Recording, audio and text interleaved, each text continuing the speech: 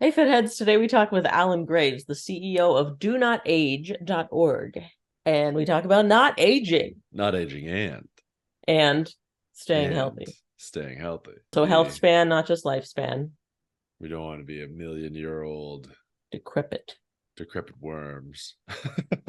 I mean, how did I not hear about Cert 6 activation before? I'm so glad that we talked about that. It feels like I should have known. It's another one of those ones where we're like, wow, it does all of that and nobody's taking it and we're just figuring it out now. Are you is this real? And they have tests for before and after to actually see if you're making a difference in your health, energy levels, longevity. So, yeah, I mean, stay tuned because I'm definitely starting to try all of these. Welcome to Total Fitheads. Serious fitness for not so serious people. Hi, Alan. Welcome. Hi, Ali. Thank you very much for having me. Okay, so I got to open with asking, Do Not Age is the name of your website. Is that an order or is that a is that an It's offer? definitely it's definitely not an order. It's just for people that would like to stay healthier for longer and live a longer life and stay functional and healthy for those years. Yeah, okay. So you're talking about health span, not lifespan. That seems very buzzwordy lately. Yeah, I think the two tend to go hand in hand. You know, there's not that many things that you can do that will extend your lifespan that don't extend your health span as well. But yeah, obviously health span is the focus. It's like the old thing that happened with Dr. David Sinclair. He went and did a speech at Google, and he asked the room, "Who here wants to live to 120?" And like there was like one person out of the whole room that put their hand up. And then he said, "Okay, if you can feel how you feel today, who here wants to live to 120?" And everybody put their hand up, right? And so, kind of making the example that people at the moment, when you think about being 120, you think about being old and decrepit. But we know now we can do things that makes that not the case. You can still be healthy and active in your body and in your mind at 120 and beyond, just using today's technologies. So you're not saying, okay, we'll get to the point where we can extend life to a point where we'll get further. It's the tech that we have right now could be more than 120 for us. Oh yeah, yeah, 100%, 100%. Okay, what am I doing wrong? Tennis, we've heard. I gotta start a savings account. Yeah.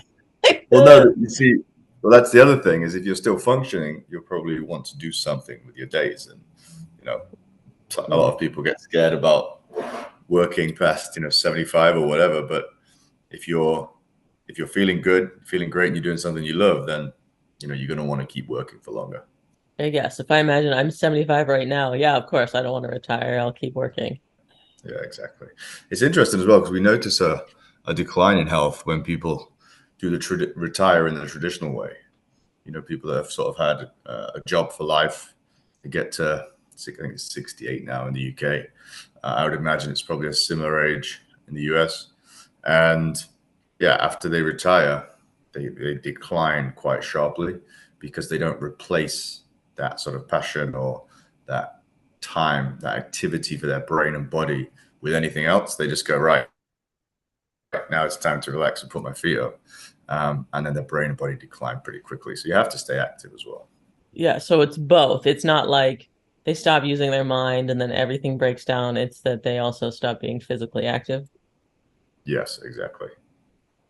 Well, I'm gonna deadlift till I'm 120 for sure. Okay, so can we get a little background on you? What got you into extending life?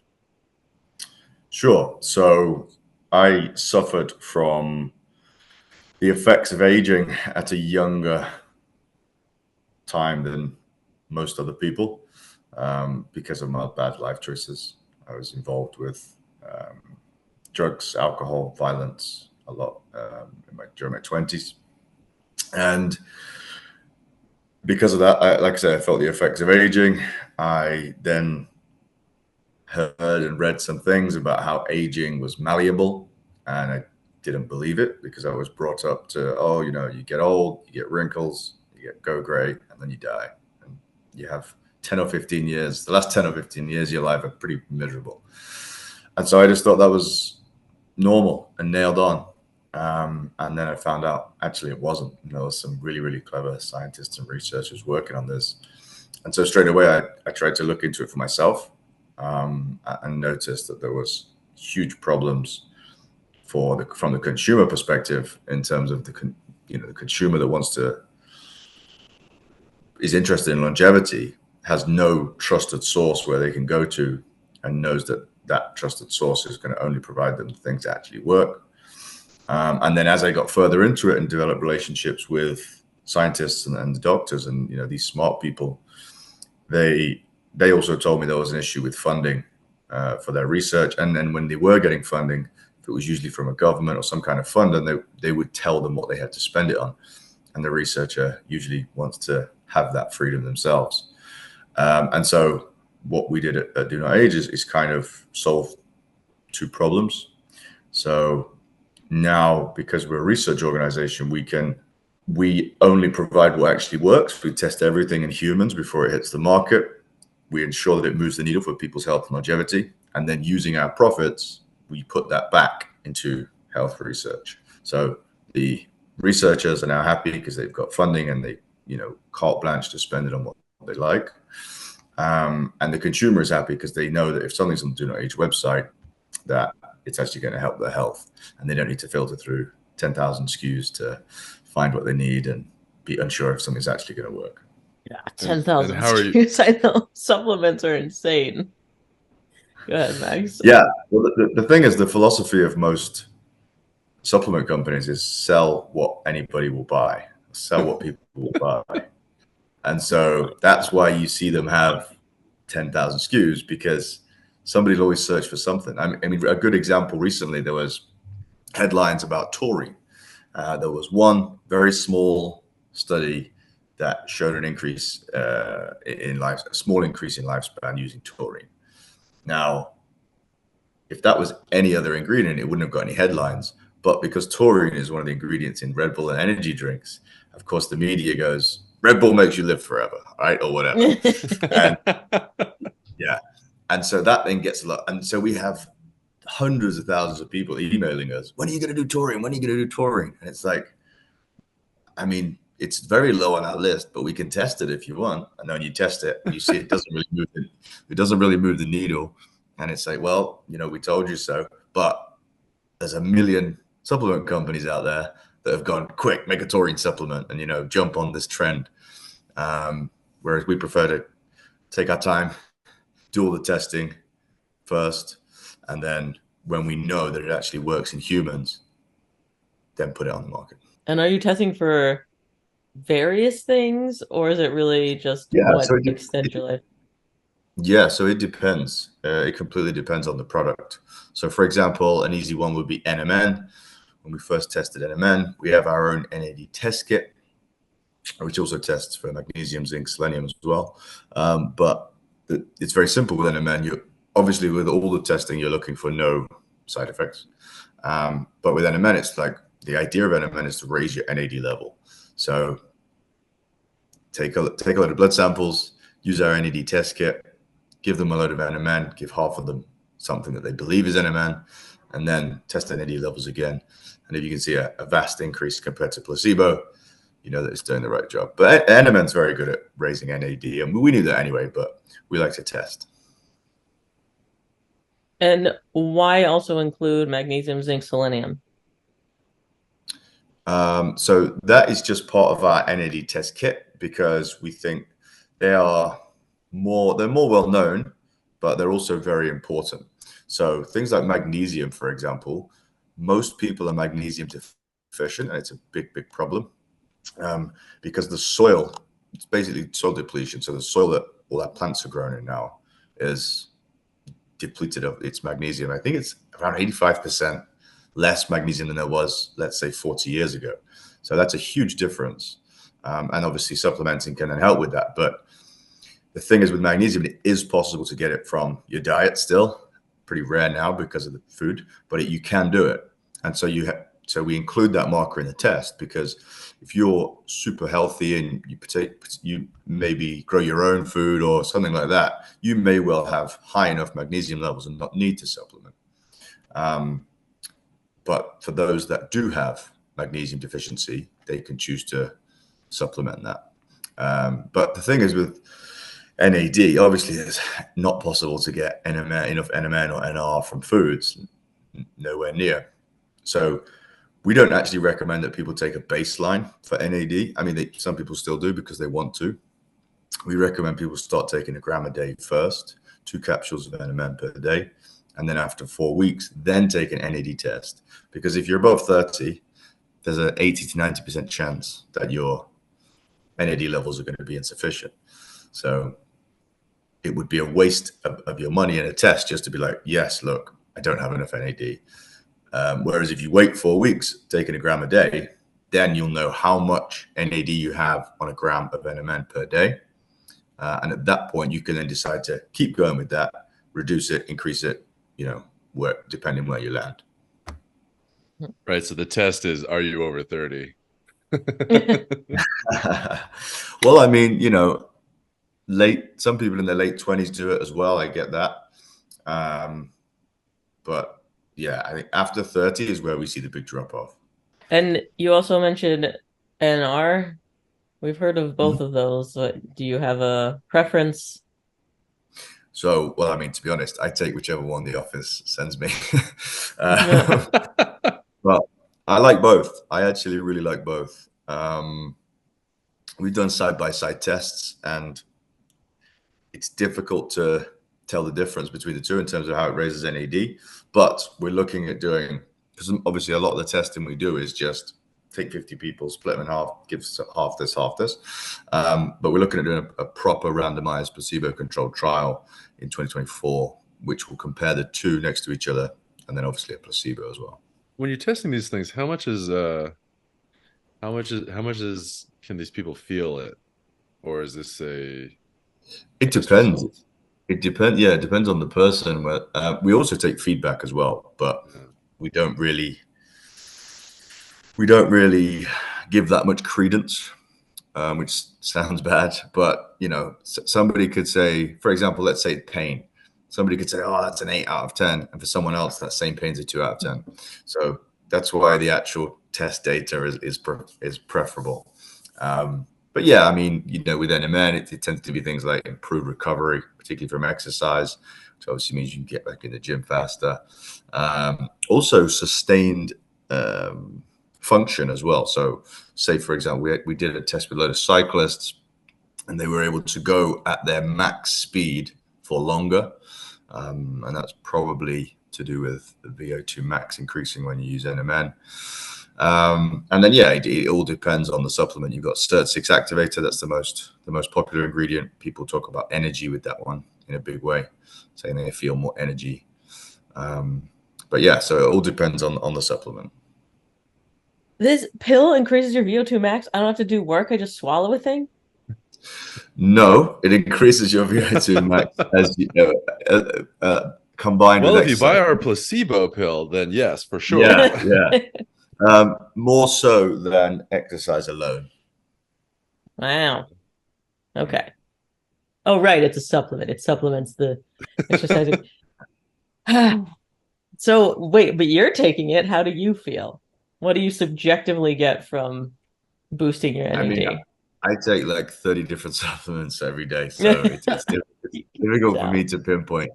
But I do have a lot of, I do test my NAD regularly. I think NAD is a better test than the biological age, particularly the one from Do Not Age. The NAD test from us is extremely accurate. And because of our scale now, because we're global, and we've got so many hundreds of thousands of members, we can now help to bring the cost down. How do I feel? I guess it depends what dosage I'm taking of each thing. But I certainly feel fantastic. I live what some would consider to be a very stressful life. I'm traveling. I'm never in one place for more than 3 days, which can get annoying. So always flying around the world, talking about longevity, and trying to set up manufacturing in various different places and things like that. And I think most people would have burned out by now, but I've got my secret supplements. So, Hmm. Well, how much do you attribute that to lifestyle as well? well, I still drink probably a few times a week because again, it's you're being entertained or doing entertaining. Um, so yeah, again, I mean that's one of the things that people joke about with NMN because it's so good for hangovers, but we just don't promote it because we don't want people to, you know, we don't want people to make bad lifestyle choices and then make up for it with the NMN. But I must admit, if I had a few beers the night before, I'll double my dose. Wait, this is news to me. Hold on. Do you take it with the beer or do you take it the next morning? I personally take it the next morning. I also take glycine and NAC as well, which also helps. But again, please, public service announcement: don't go drinking every day. That's not healthy. Yeah, of course not. I'm Of course not. surprised. I mean, the number one and two things that knock me out that I would not be able to function through is traveling and drinking. So I don't know how you're doing it.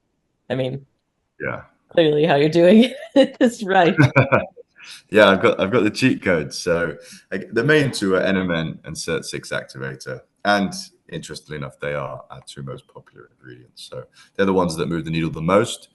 NMN is kind of like the fuel for the cells, and SIRT6 activator is just incredibly powerful. So much so we've got the human trial going on. It's our most popular ingredient. The mouse trial's just finished, and in the end, we had to make an end date for the mouse trial with SIRT6 activator because we had X amount of months penciled in, and then the mice taking SIRT6 activator just lived for so long they wouldn't die. So in the end, we just had to say, okay, we're stopping now because we need to get this published. So yeah, What? it was incredible. The inflammatory markers reduced drastically, more than we've ever seen. And obviously, a lot of them retained function as well into their old age, and gait and grip strength and all those things that we test with mice, and vision as well. So yeah, it was fantastic. My God, grip strength with mice. I'm just imagining them hanging from a pull-up bar. Anyway, wait, let's Surge 6 I've not heard of.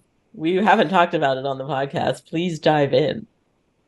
Oh right, okay. So yeah, I mean, NMN would be our second most popular ingredient, and SIRT6 is number one by far. So I'll give you a sort of top level view. There's 7 sirtuins. Sirtuins are proteins that do the repair work in the body. Aging is essentially what you see when you age is essentially the accumulation of damage. So your body's being damaged every day just by living and breathing. And then what happens when you're young is your body's very good at going around and repairing that damage so that you still feel pretty much the same the next day. As you get older, those sirtuins get less and less active. And as such, the repair isn't done as well. And then we see aging. So the 7 sirtuins, just named SIRT1, SIRT2, all the way to SIRT7. And the most important one is SIRT6. And SIRT6 is what we see in healthy centenarians. So people over the age of 100 years old that are still very active, very healthy. They're compos mentis with their mind. And they have very high levels of SIRT6. And it's the same the other way as well. If you see people with Alzheimer's or brain problems, you test their brains and they have very low levels of SIRT6. So we know that sirtuin 6 is extremely important. And we basically set out to find a way to activate it with a natural supplement that would be affordable for everyone. I say we, Professor Gorbanova did the hard work. We just funded it. But yeah, she's our lead researcher. Her and her team in the Rochester Aging Research Center are absolutely fantastic. And eventually we managed to isolate a molecule from seaweed that we've coined SIRT6 activator, just to keep it easy for everybody. And yeah, our core members, the real diehard fans, they started taking it straight away, and the feedback was just incredible. We've had some amazing stories, and then since then, it just kind of spirals from there. So we grew as a company through word of mouth anyway. So, when you get immediate fantastic results, it just helps that spiral go on. And this is why I'm setting up manufacturing in all these different countries at the moment, because we can't keep up with the demand, as you could probably imagine. How do you find seaweed? With great difficulty. So it's it's basically like a type of fucoidin. But then the really unfortunate thing is when we tested different types of fucoidin, because we wanted to try and simplify the manufacturing process, which would make it easier and probably a bit cheaper. Most fucoidins inhibited SIRT6, so did the opposite. Some of them did nothing, and then certain ones will be a very strong activator. So we'll gather 10 batches from all around the world, send those to the Gorbanova Aging Research Center, and they'll test them for SIRT6 monoribosylation activity. Try saying that after a few beers. And if none of the batches are a good enough activator of SIRT6, then we have to start again. So it's a bit of a pain. But unfortunately, it's not just as easy as, this is the ingredient. And so that's why we have to go through that process. And that's why we've sort of put the name of SIRT6 out. You know that it's been tested and it actually activates SIRT6. Yeah. It's scary that you can deactivate it. Yeah. Yeah. Can you grow seaweed? No, we don't grow it. We source it from all around the world. So, different batches of SIRT6 activator have come from off the coast of Mexico. We've had some from Japan. We've had other parts of Asia. So, yeah. Unfortunately, there's no consistent way to be able to grow it because we don't understand what the conditions have been for that batch. So all we can do right now is keep getting the batches in and keep testing them, which works very well. It's just laborious. This is the Japanese vintage from yeah. What came about that you were like, okay, seaweed, let's try that? So I was talking with Professor Gorbanova, very fortunate to have a good relationship with her now. As I say, she's our lead researcher. And, we were talking about how the benefits of SIRT6 activator, the best thing we can do for a consumer's health would be to be able to activate SIRT6. And we went through lots of different, we kissed a lot of frogs. And, one day she sort of said, well, we've managed to do some things with these strains of seaweed, but we've not been able to replicate it too bad. Maybe we can do a bit of this if you can help us with this. And so then, we just did more research. It's usually the answer to all of our problems is more research. And yeah, eventually struck gold. And, now we have the process that we have and managed to change over 200,000 lives. So, and counting. Have you seen any trends? I mean, do you get a lot of data back from your clients, and then have you seen any trends with that from a macro standpoint, from a zoomed out standpoint? People who do this are better at this? Yeah. So I mean, obviously, like a reduced biological age. Obviously, people that use us are usually taking multiple products, so we'll see increase in NAD levels, and then obviously all those downstream effects help. And it depends what has gone wrong in their own body. Because everybody gets different aches and pains, shall we say, as they get older. But the trick is, people will come to us and say, I've got a sore knee, I've got this problem, I've got that problem. And we'll say, okay, that's great. But there's a higher up issue. There's an upstream issue to that, which is aging. And that's what we fix. And so then the downstream, how they feel about that will usually change depending on how their body's aged. So fix the upstream cause, and then the body, essentially what we're doing is allowing the body to repair itself. We're not really repairing the body. We're putting the body back into the state where it can repair itself. Are you testing biological age on yourself or any of your members doing that? Yes. So we have a biological age test kit as well. We try and introduce test kits wherever possible because some people just like to track, and I understand that. The only one I use regularly is the NAD test. The biological age, moves slow, and this is why some people get turned off. Is they'll buy, a month supply, buy 2 biological age kits and go, I did one, it didn't change. And it's like, well, you're 53. You've been aging for 53 years and you give us 30 days. This is not a magic trick. It's going to take a while. And so, yeah, the biological age can move slow. And of course, it's also affected more by other factors as well in terms of stress and environment, how you live in your life, other things that you're putting inside your body. And But there are yes, we multiple do. ways multiple tests, like types of tests for biological age, right? What do you have one that you would prefer? Yeah. So the one we use is the epigenetic test, which I think is, widely regarded by even other researchers as, as the best, because there's a lot of online tests you can do. There's a lot of tests that will, just get you to punch in a few numbers and then say, this is your biological age. There's quite a few tests that might take your blood and look at some sort of basic markers, but ultimately epigenetics is the only way to get an accurate result on your biological age. When you're testing your NAD, do you see it moving a lot, or when you're supplementing it basically stays steady? Yeah, no, it does. It can bounce. Doesn't bounce in a big range anymore. So I tend to be between sort of 80 and 110. So mostly late 90s, and I find that's the best for me. I function the best. But I take quite a lot of NMN.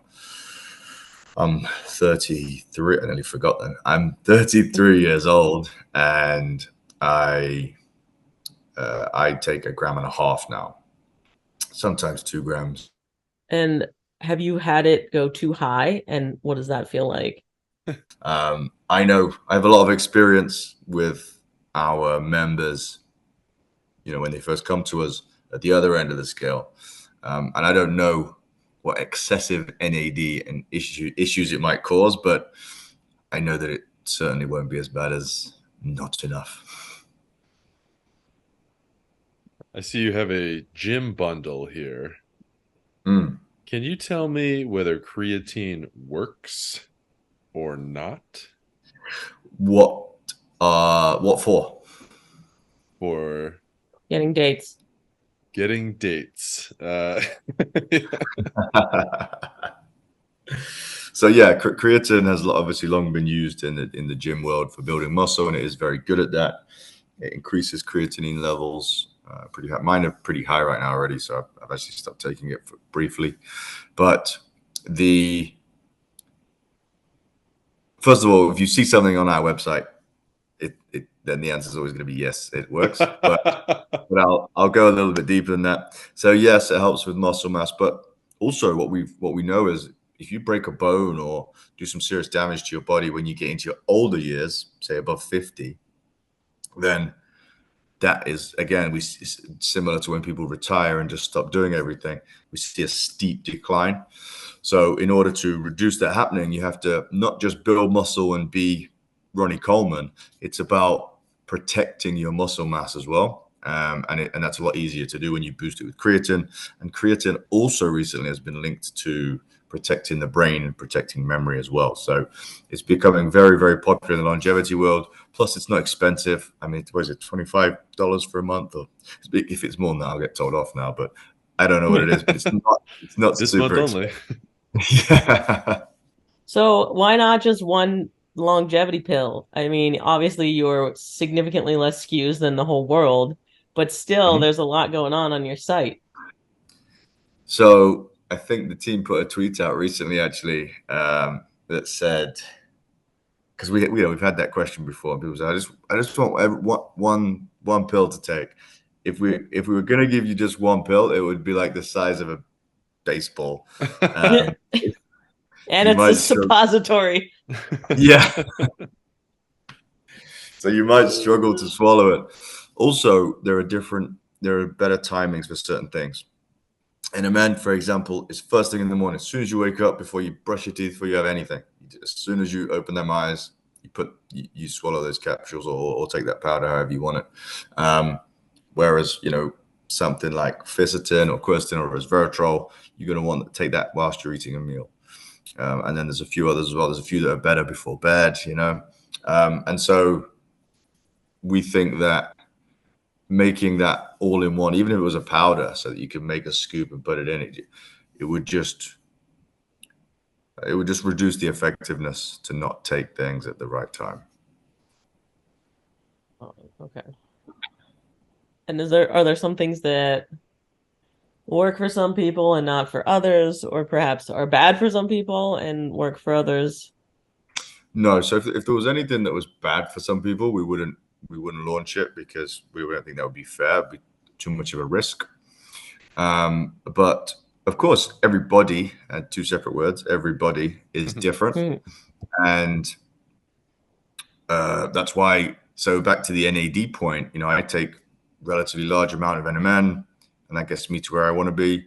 But some of our members might be 55 and they only need 1 gram, and they to get the same NAD levels that I get with 1.5. So it all depends on the body, and I'm sure there's some people that maybe even younger than me and need more than me, and so that's again why we have the tests. I hate to be a downer, but are there any behaviors that you see that are like super, super terrible that you're like, hey, everybody, make sure you stop doing this? What do you mean? Like what, like smoking and stuff like that? Certainly not drinking. Yeah, so something beyond like knife fights but lower than Like sitting is the new smoking or whatever. Is there something like sneaky that we don't know about that I'm probably doing every day? I think it's relatively well known now, but I think screen time before bed, that's pretty stupid. But we have blue light blockers, so yeah. Wait, yeah, I've always wondered about this because, like, should you just not have screen time before bed, or the blue light blockers basically negate that? I think the best option is just to not have screen time before bed, but the realistic option is to use blue light blockers. Yeah, I'm exactly the same. That's the reason I use them, because I'm doing my emails and on calls and on Zooms and things until the minute I go to bed. So, and really, for an optimal sleep, you want to have like at least 45 minutes to an hour winding down, read a book or whatever you want to do in bed, which again, I don't do. So, I'm afraid I'm a hypocrite on that one, but I do use the blue light blockers, and ours are very comfortable and, slightly smaller than those ones you seem to have covering your face, Ali. I can't even breathe with these on. Yeah, I should switch. You're blocking the blue light from your entire body. Yeah. Wait, I've heard that too. I think it was Dave Asprey was talking about how if you can shine a light on the back of someone's knee and it'll disturb their sleep, that we're actually that photosensitive. Wow. Yeah, Dave asked me to go on his podcast the other day. Actually, that was an interesting experience. How'd that go? Yeah, pretty good. He was asking me a lot about. I'm going to space in a couple of years, so he was asking me a lot about that and how that will affect longevity and stuff. And I thought I've not really thought about it, to be honest. You live longer in 0G? Is that what we're getting at? Yeah, so I'm only going to be in space for about an hour, so I don't think it'll make too much difference. But who knows? But who knows? Only. That is 60 minutes more than the rest of the population, though. Yeah, that's very true. That's very true. When are you going? 2025. Cool. Are you excited, or how did this? Are you just catching a ride, or what's? Yeah, so there's I know Richard Branson quite well, and we've done some stuff together before, and I'm going to space on his space line, which is Virgin Galactic. So yeah, in fact, I'm going to be with him in about 3 weeks' time again on his island. He's got a really cool island, and yeah, really, really nice guy. Also very heavily interested in longevity. Obviously, that's why we get on so well. I feel like I need to get on the Cert 6 for sure and the NAD. Is there anything else that really moves the needle that you would suggest to people? Yeah, so we created a starter pack because I think at first, your first couple of years, we were just getting the longevity enthusiasts that already came knowing everything. And so they would be like, I want this much of this much of this. And now we've become, very popular and mainstream, as it were. A lot of people are like, I don't get what's happening. What do I need? So we created the starter pack, which is like a 6-month supply of, the most important things. So Are there any that would be the easiest one. Are there any behavioral things, non-supplement things that you suggest to people? Getting sleep, the blue light blockers, and stuff like that. Yeah, and I think as well as getting sleep, it's about a regular pattern. So, if you're getting 8 hours of quality sleep, but you're changing the times every day, that also has a big effect on our system. Again, hypocritical because I'm always in different time zones, but do as I say, not as I do. I think fasting, again, intermittent fasting. So if you can have a period of the day, I tend to have it mine in the morning. When I work out, I like to work out fasted. But again, whatever works for you, just get into that routine. Giving your body, again, it's about letting the body repair itself. If your body's constantly digesting food, it's not going to be able to be in repair mode. Of course, alcohol, we used to think, oh, you can have a little bit and that's okay for you. But now we know that any alcohol is bad. So do avoid that if you can. Obviously, things like smoking, stay away from. And then in terms of exercise, I try and move my body every day, and I would recommend other people do the same as well. And at least probably twice a week, you want to be getting out of breath. So to the point where it's kind of heavy breathing, Cardio. This might be sort of a rude question given your lifestyle, but we were just talking about wind down routines and morning routines. Do you have anything that you try to stick with? I mean, I don't, it's toughest for me. Like, I have a nice morning routine, except for when I'm traveling, or except for when I have a lot of stuff to do, and then it all just goes out the window. So I don't want to be offensive. If you're traveling all the time, you're going to space. No, Your it's morning fine. routine's a little bit different than your. Yeah, space routine. It depends. I kind of have to deal with wherever I'm at. I'm very fortunate that most of the time my assistant travels with me, so he keeps me, he makes sure that I'm on point, and he goes, right now we've got time for this, now we've got time for this. So my routine does change as I move, but I always make sure to get in the workout and make sure I don't eat, and he makes sure that I get my my water intake and all those kind of things as well, which is fantastic. So I'm quite lucky there. But if I just lived in one place all the time, yeah, which I would love to do, then I probably would end up with a more set routine. But I think exercising daily, again, I'd prefer to do it as early as possible. But if the first meeting is as soon as I wake up, then I end up getting into the emails and then and then I'm speaking on a stage or whatever. I'll try and do it in the evening because work. I think getting the things done you need to get done is better than perfecting a particular routine, right? Did I read somewhere that you're plant-based? I used to be. I'm not anymore. Got it. Yeah. What happened? Can you tell us about the shift to and then from? Well, the shift too wasn't health related. It was, I just kind of like looked at animals. I was like, they never really did anything to me. Why would I eat them? Fair. I feel that way about plants too. And then when I shifted to it, I felt lighter on my feet. I felt better at first. And then over time that dissipated. I started to have some issues and joint problems and things like that. Then eventually reintroduced fish when I found out some data about, so yeah, I reintroduced fish because some data suggested that it was healthier to have it than not. And then eventually when my goals changed, I reintroduced meat as well. And so, my goals at the moment are to sort of either not lose muscle whilst losing a bit of weight. I'm training for a boxing match, so it's a lot easier to get what I need by having a steak in the evening than it is to try and get all that from pea protein and things like that. So yeah, and I'll be honest, I feel great. Do feel great on it, but I think the diet question is still up in the air. And I think it probably will be for many, many decades to come. And I also don't think it's the be all and end all because you can get various vitamins and minerals from a lot of different foods. So that's why we have the supplements, because it would be impossible to get everything that we need, for example, from SET6 activator, from eating seaweed.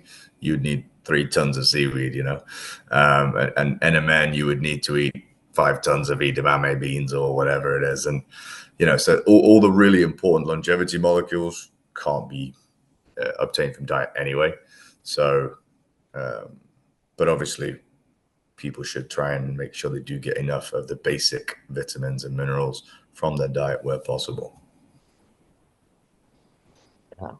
And wait, tell us about boxing. I've heard that is very effective at stopping Alzheimer's, dementia, that kind of thing. Is that a part of your longevity strategy, or you just want to punch somebody? Oh no, I just love the sport. So I Okay. would say I would say training boxing is extremely healthy, but actually sparring and fighting is I can't recommend that people go and do that because being Anti-longevity. taking blows to the head is not good and not healthy.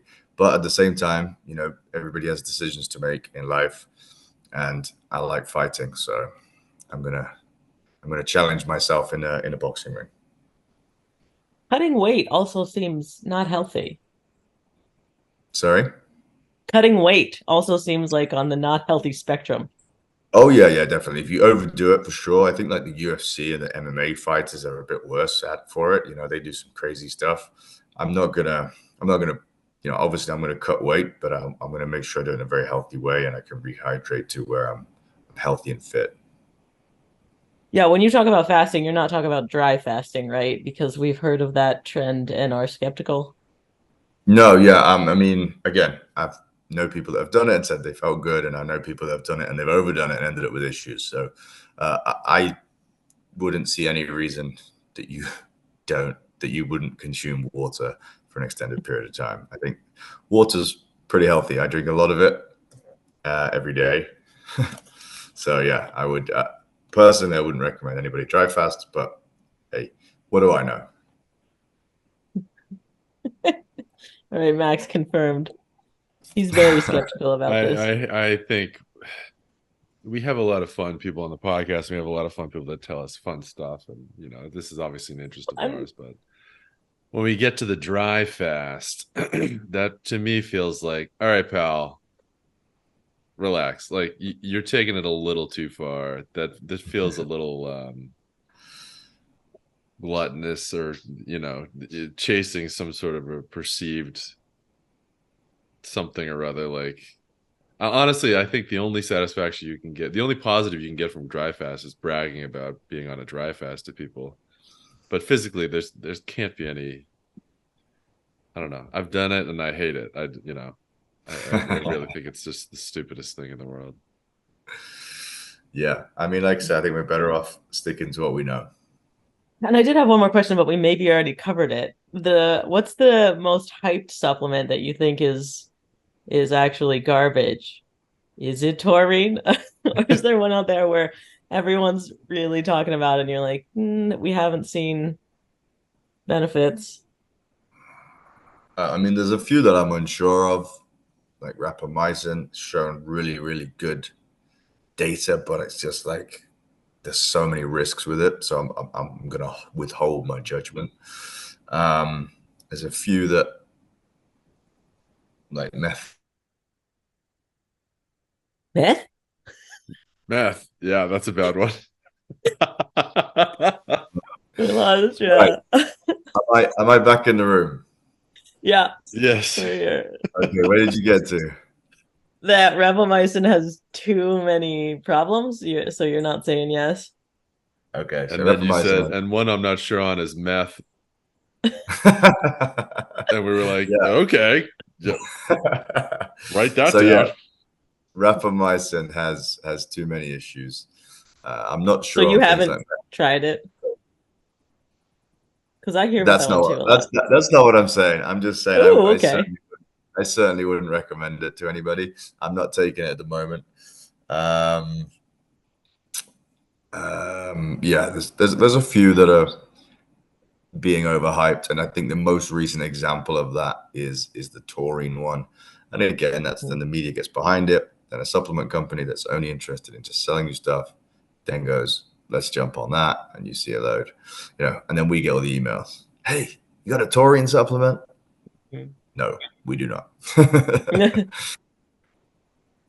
When are you going to start selling seaweed wraps, seaweed chips?